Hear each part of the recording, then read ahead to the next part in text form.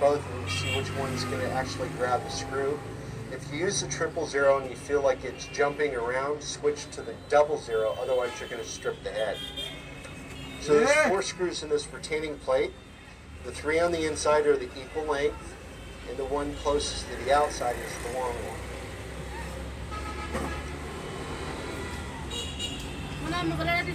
It's always best to put a fresh charge of magnetism on your tools so that you can easily grab the screws. I'm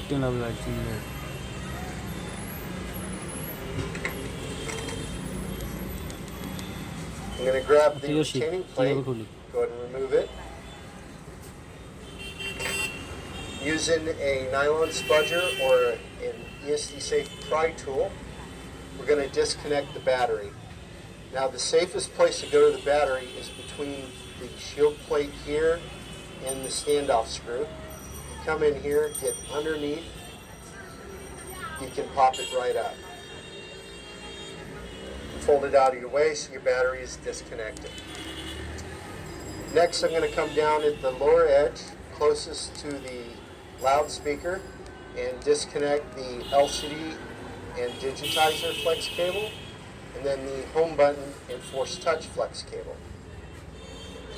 Once those are free, I can slide the screen down a little to give me access to the camera flex cable retaining plate. Now this is held in with 2 Phillips screws, so go ahead and remove those.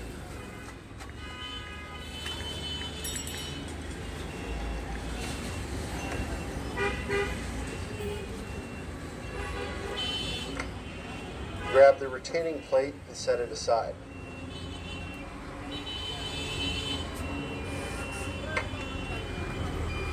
And I can come in here and you've got the front facing camera right here below the rear facing camera where it connects to the logic board. Then come in here and disconnect it from the logic board. Now the 2 are separated.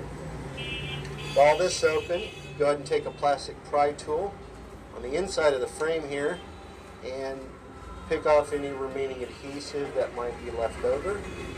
Just be careful that you don't slip and puncture the battery. You're going to go all the way around, make sure all the old adhesive is removed.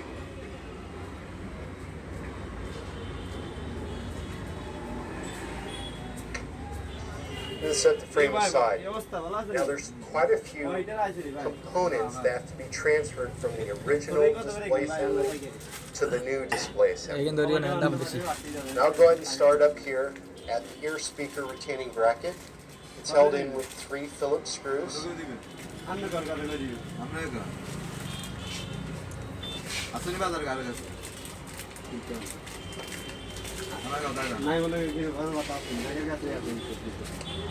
and lift the retaining bracket out.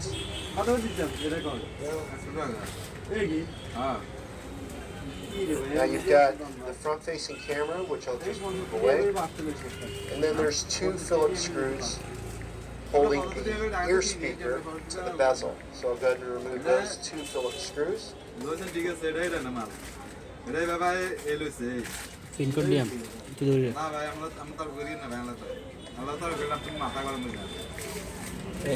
remove the ear speaker itself. Located at the top, you've got the ambient light sensor and the proximity sensor. This cable comes around and then moves and plugs in. So you're going to have to come up under here and pull this out of the brackets. But one of the things you want to make sure is that the proximity sensor is held in with a little bit of double-sided adhesive. You just want to keep the front side of the screen right here and make it easier. Come up under, pop the ambient light sensor out, then around and get the proximity sensor out. So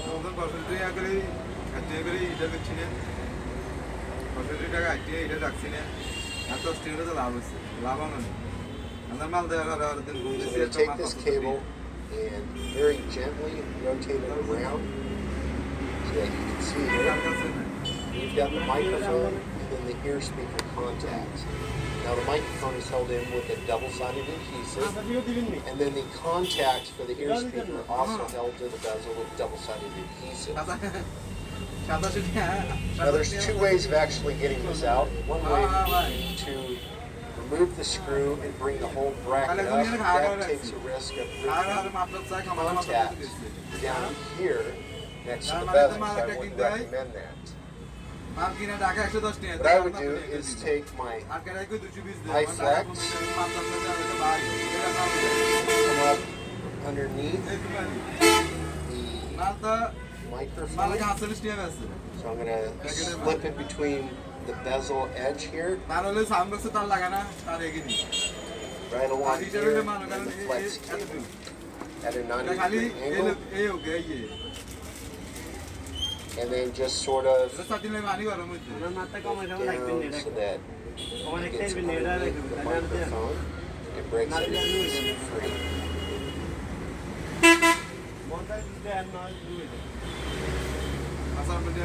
Just like that. So now we have